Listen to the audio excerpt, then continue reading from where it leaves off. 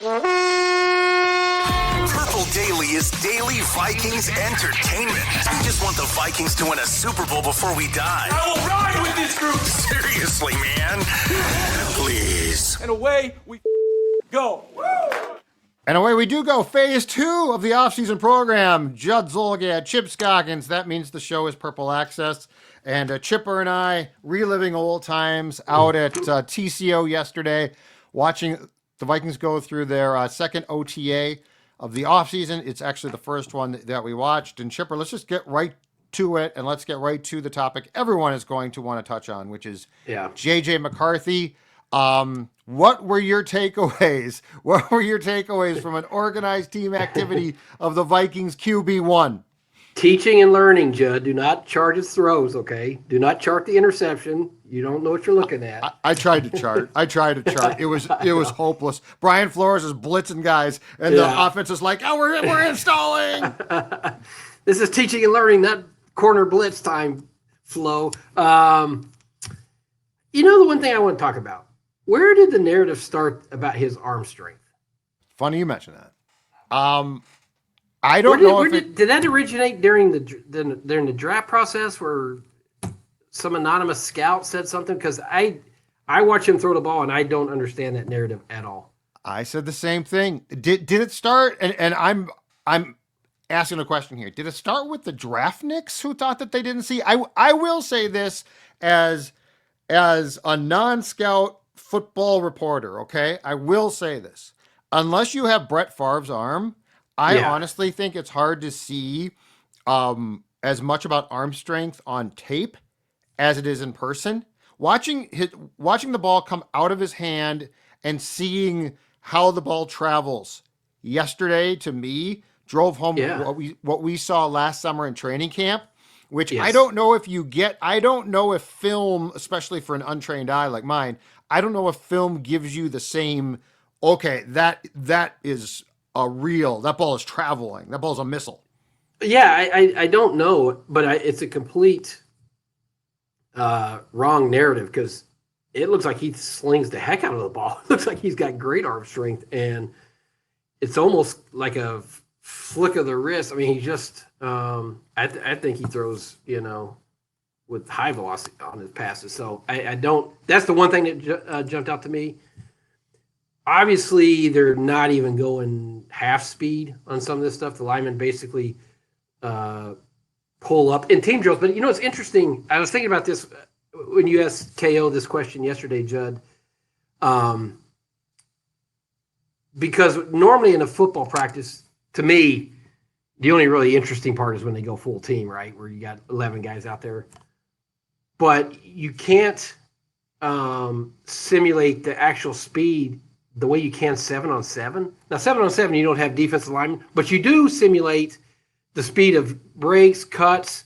You're right. Wide receivers are going to run. Defensive backs are going to break on the ball. So I think that's probably when we talk about McCarthy getting used to the speed of the game. Now, it changes when you have linemen trying to kill you. But in terms of establishing the chemistry and the understanding how his receivers run routes and breaks and all those things, I think the 7-on-7 gives you a good semblance of like, okay, here's how JJ is going to set guys up. And so I do think it's really important, and I don't think it's by coincidence that Jefferson, Addison, Hawkinson, all these guys are here during OTAs. Pretty much it sounds like they've been regulars here because they understand the importance of developing that connection with McCarthy. So I think that's huge. Mm-hmm. The other thing is, and this became an overblown thing last year, was his size because he lost weight. But when you saw him in the locker room and then you see him yesterday walk out, I mean, it looks like a completely different person in terms of like the muscle mass and the size. And we even had to wait a little bit longer for a press conference because he went and got a weightlifting in. But just his body, you could tell he's back to pre-injury and filling out and all that. So, but other than that, it's hard to really glean a whole lot from those OTAs because they're just not going full speed at all. I think your point about attendance is huge, though.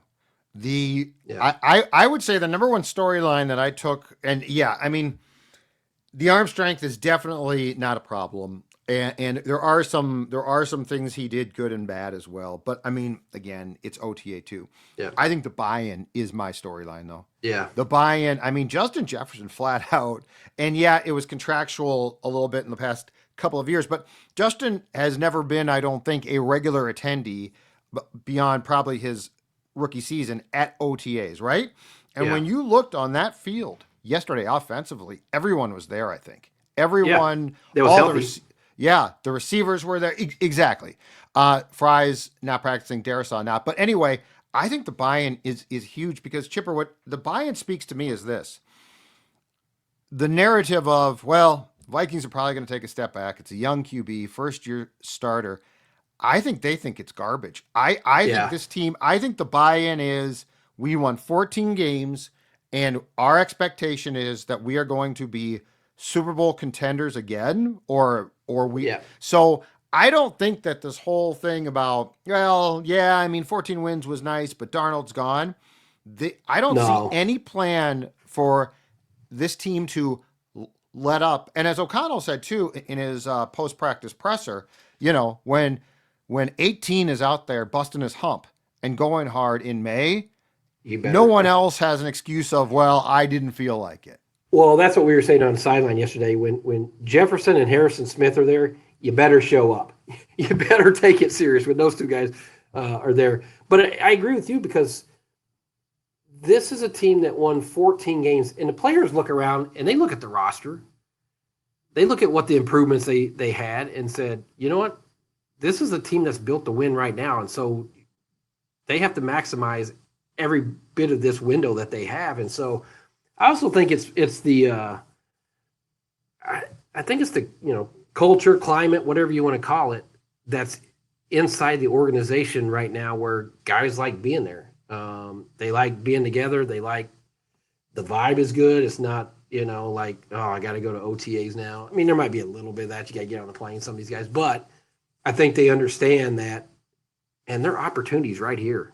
Like, they won 14 games and they improved the roster. Now you're adding an unknown so far at quarterback, but I think at least from Jefferson and them's perspective, I think they looked at it as like, hey, we need to be here for him. Like, we need to be here for McCarthy. We need to be here to develop this so there's not any fall off from what they had last year offensively. And so I was impressed by that. I don't know how, what the percentage of attendance rate at other teams is. If it's, if all like contending teams or teams that are in this kind of window of win now are like this. But I think it's just a mark of a pretty motivated team with a really strong veteran core that understands, yes, it's OTAs, you're in shorts and stuff, but you can still get a lot of good work in. And to be clear too, so attendance is not certainly mandatory at the OTAs. Guys do come and go. So like a guy that was there on Monday might not be there on Tuesday, and it's been very good, I think, with O'Connell as coach. Yeah. But when Jefferson shows up or Harrison Smith shows up, that's to me, attendance being good is great. That's fine. But it's also who shows up, because if Jefferson's the one guy who's not there, it's like, hey, Justin Jefferson's not here.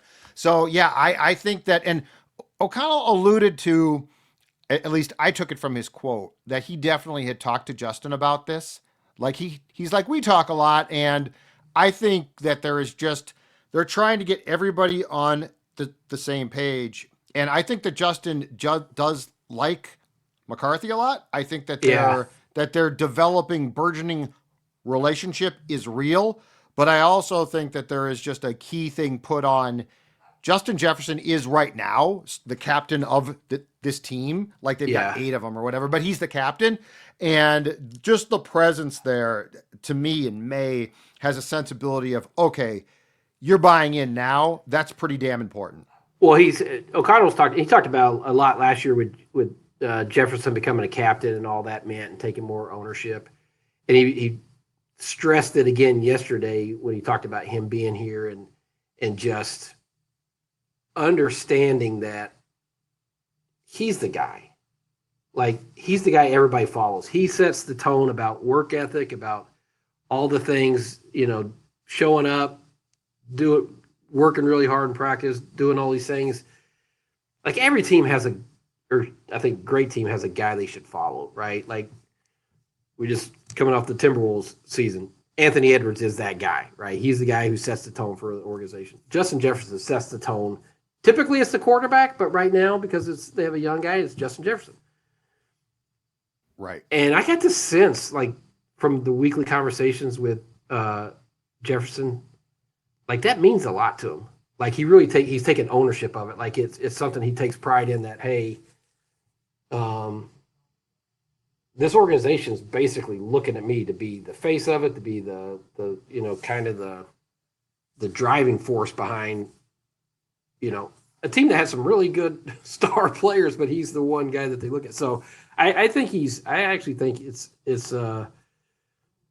been good for him to kind of have to be in this role. I mean, I think he's embraced it. And so I think it's good. It'll be good for, you mentioned him and McCarthy. I mean, it might not be major thing, but them going to a Timberwolves game together and sitting beside each other. I mean, just the closer you have that connection, and then having them there doing all the work. Because McCarthy was asked last year how many reps he got in OTA with Jefferson. He couldn't remember a ton, obviously, because it's, yeah. I mean, I don't know the exact number, but I mean, think about what this means to McCarthy's development. Because I was thinking about this. He mentioned yesterday that this is the time for him to take risks. And I asked him, like, what does that look like? What do you mean by that? And it's like, this is a good phase, or just time for him to figure out, okay, can I get away with this?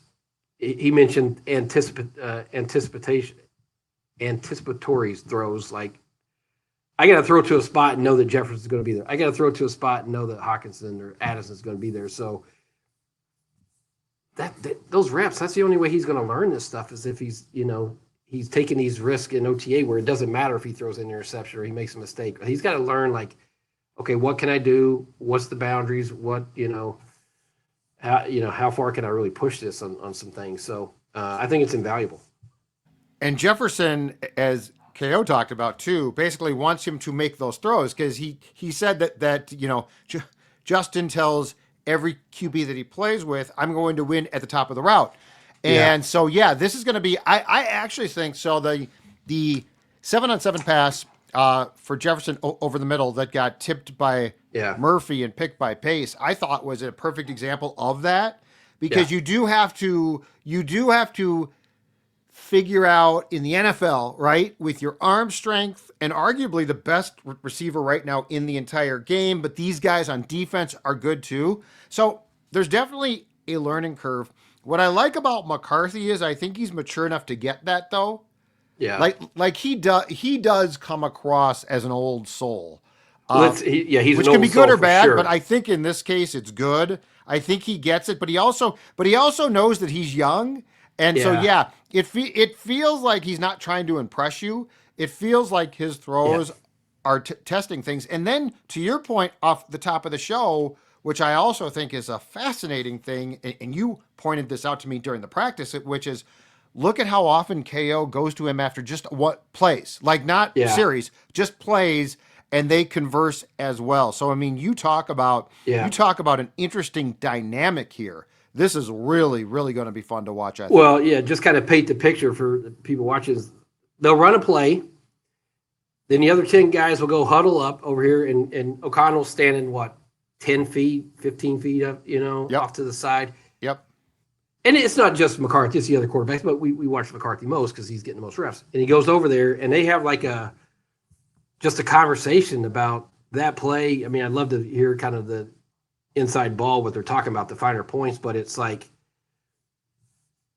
it's almost like you're in math class. You do a problem, and then the teacher comes over and says, "Okay, this is why you did it. Here's the steps." It was like literally every play. Yeah. So it was, O'Connell calls this the teaching and learning, and like that's legitimately what it is. Like you can tell,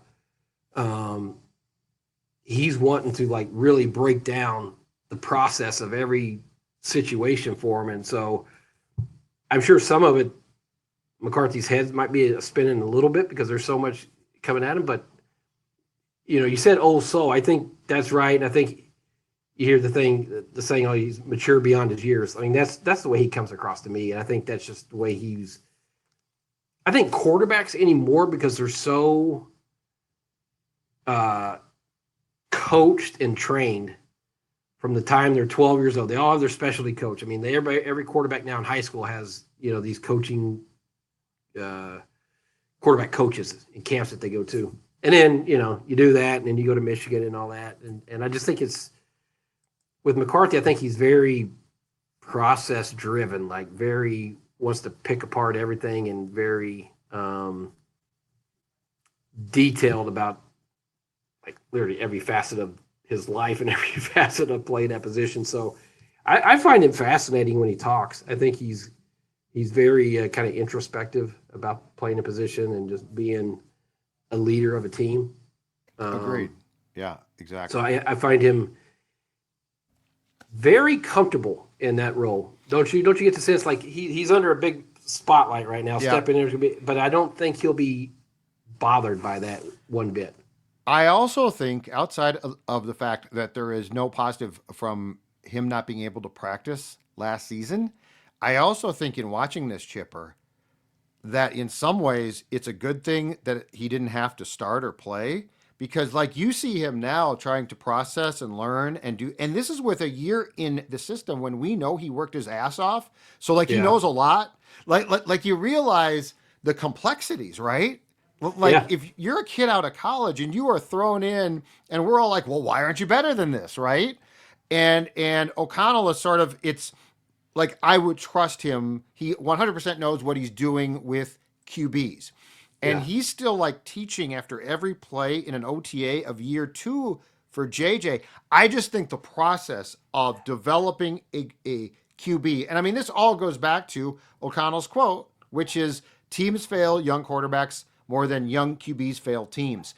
And you see what the intricacies of what they're doing. And, I do think that there's a big negative and he couldn't practice. There's a big positive in he got the year to basically just learn, and you can tell he's still learning.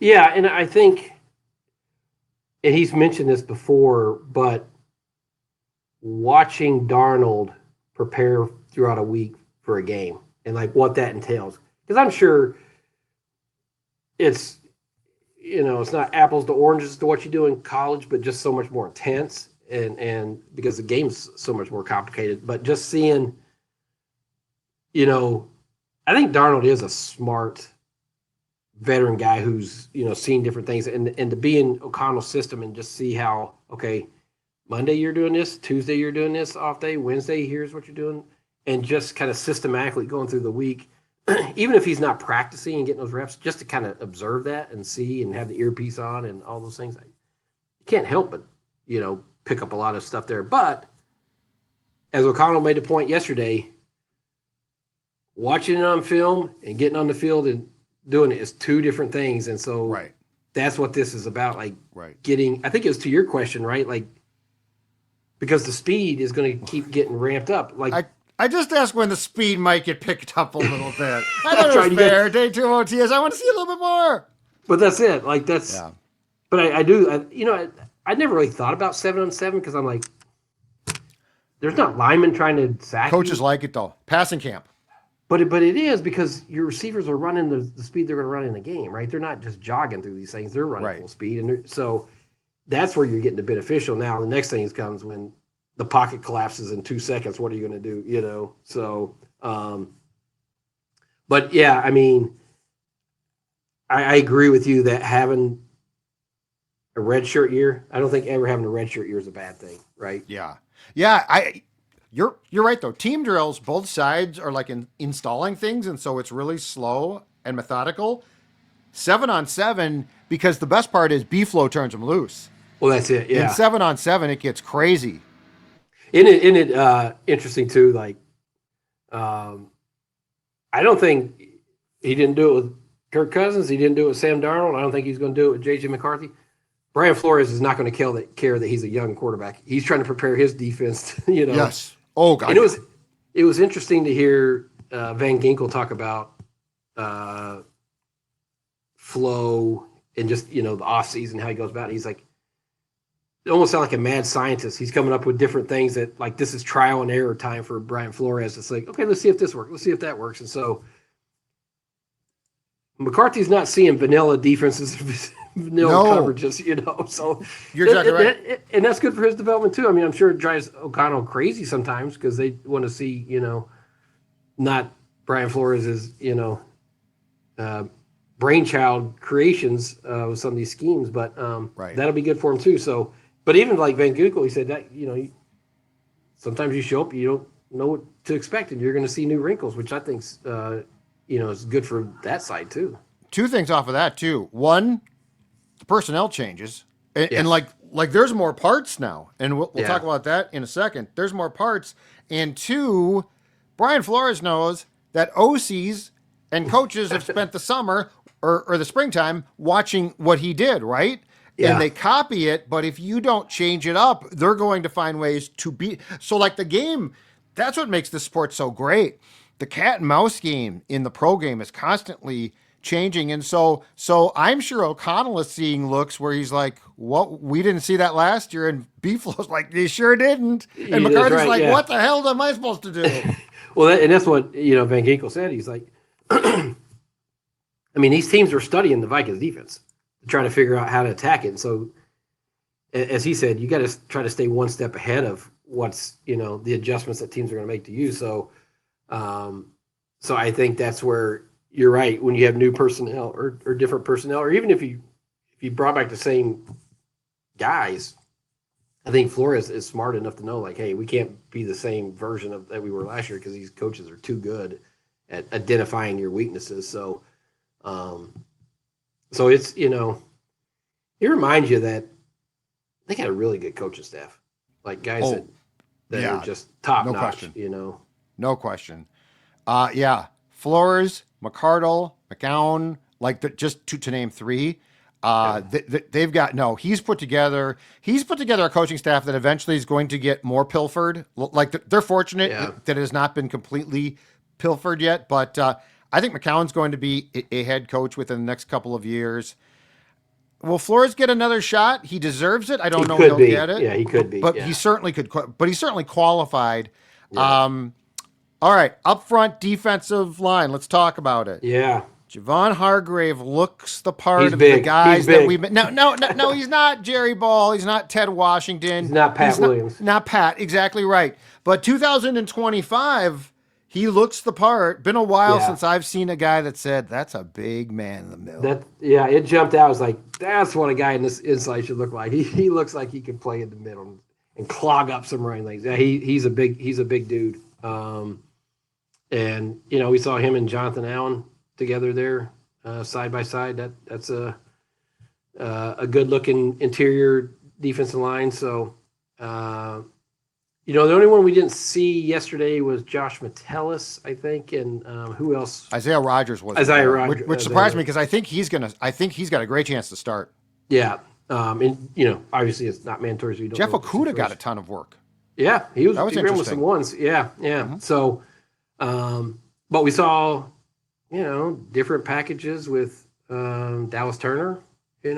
So, but yeah, I would say the interior line, at least on paper and just optics looking, it looks different, particularly Hargrave because he's a space eater there. Speaking of big guys, I think the biggest body difference that we saw, Jaylen Naylor looks like a different dude. And a different number. Yeah. He's gone from 83 to 1. But physically, he has changed himself. Now, two things off of him. One is last year of his contract, which always helps. And two is, I do think that at some point in time, probably in training camp, Addison's going to get suspended for a few games.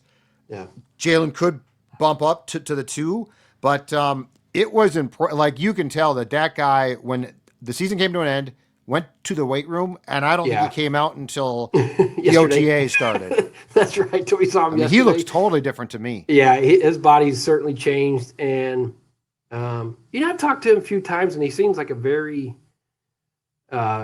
really motivated individual to try to be the best. I did a column on him this year about how he did the Pilates.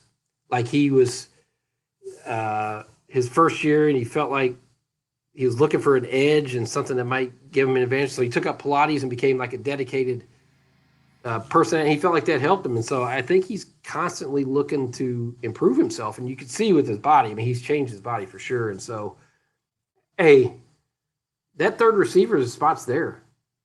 It's there to be had. So, and you're right about Addison. You're still waiting on seeing what kind of punishment he's going to have from the NFL, and so there could be an opening, early in the season for someone to step into that role.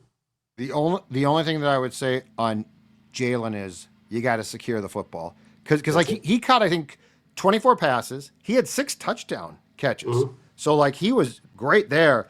But the drop against the Rams in the Thursday night game comes to mind. Yeah. There were a few plays there, but yeah, I mean I don't think he's got a chance to break the bank elsewhere, but I think he definitely has a chance if he can have a good year to bump up to like a 2 on another team and certainly make some money.